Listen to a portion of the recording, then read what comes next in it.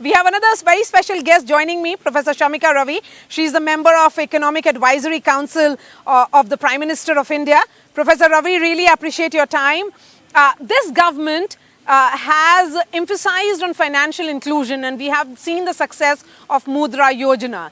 And then the fact that the Awas Yojana, the homes are given to women, they are the signatory of the homes.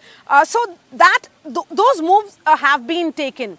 As an economist, ma'am, how critical do you think this political representation move is going to be? If you consider the fact that as a country and as a democracy, a representation of women's preferences have to be respected. And this has been a struggle now almost for 3 decades, that despite wanting reservation at the apex body, we have had a very successful experimentation, which is now, as you can see, it started with 33% at the panchayat level. But today, half the sarpanchs across the country are women, and they are doing a remarkable job. So this kind of a bottom-up grassroots level success has to now reach right at the apex body. So it truly is a remarkable day if you consider in a democracy representation of women preferences through women leaders is a symbolic and it's a historic in that sense. So it's a very progressive step. And you know, congratulations to everyone. Yeah. Yes, in 2014, Professor Ravi, you wrote a paper talking about women's representation and its implementation in various countries, which included Philippines and also in our neighborhood, such as Pakistan and Bangladesh. Do you think India is ready for this legislation in 2023? And hence, the timing of this legislation is apt, because this is India very different from the bill which was, you know, at the time, say in 2010, when it was introduced and several years of discussions happened? The time is absolutely opportune. The time is right. Given that, you know, many of our neighbors have, in fact, you're right, it started with Philippines, and countries have experimented with anything between 20 and 33%. Some places have 40 as well. Remember, some of the countries have also brought in this kind of a policy because they come under the UN jurisdiction, so it's almost like a coercive. They're required to bring this in. But the neighborhood that we live in, you know, some of the countries have actually moved ahead. But eventually one has to look at, in a democracy, whether women are represented in the parliament will be an outcome of the political parties which act as gatekeepers. And whether they have invested and built a pipeline of women leaders within their own party apparatus. So when this bill is passed and it becomes an act and they're required to, you know, give tickets and promote women leaders, will they have a robust pipeline? So in that sense, I think parties, if you look at the constitution of all our national parties, they look very progressive. Almost all of them have aspiration to have, you know, lots of women leaders. 1/3 is the magical number. Almost all constitutions, whether it's the CPI, Aam Aadmi Party, Trinamool, BJP, Congress, they all have very impressive constitutions. But in reality, most of them fall short, because the reality is that most of them do not follow their own constitutions. And in fact, it's worth saying that the party that comes closest with almost 30% of its rank and file, and especially in the leadership position, I think the BJP is uniquely positioned in that sense, because they have invested in creation of that pipeline. So they are looking actually much better than several other parties.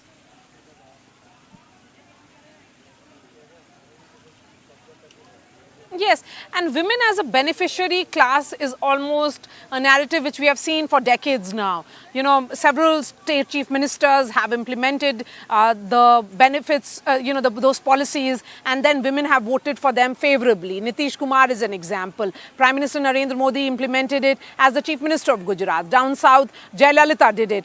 You know, in this mix of political representation and economics, where do you see women benefiting? How does it actually mix? investing in economic empowerment of women, the returns are not just short-term economic in nature. It is now very well established in the development literature, particularly if you look at the whole microfinance revolution, the financial inclusion experimentation across the world, whether you're looking at Asia, whether you look at Latin America, Eastern Europe. Investing in economic empowerment of women have long-term positive impact on the society. Health and education of children, better outcome in terms of, cognitive capabilities of children. Educated mothers and empowered mothers have, significant long-term benefits for families and thereby the society. So I think it's very well established. Now, one thing to realize, Maria, is that the country is undergoing a tectonic shift. We have often called it a silent revolution if you just look at the massive surge in women voters across the country. In fact, when we often compare other democracies and globally, the conversation is that democracy is in a recession since 2006.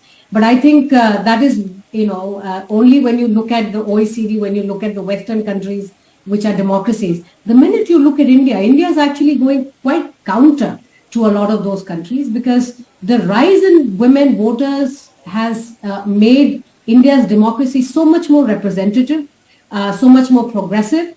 And that's why you're seeing that parties after parties, no one can ignore women voters anymore. So that is, I think, the reality of Indian democracy today.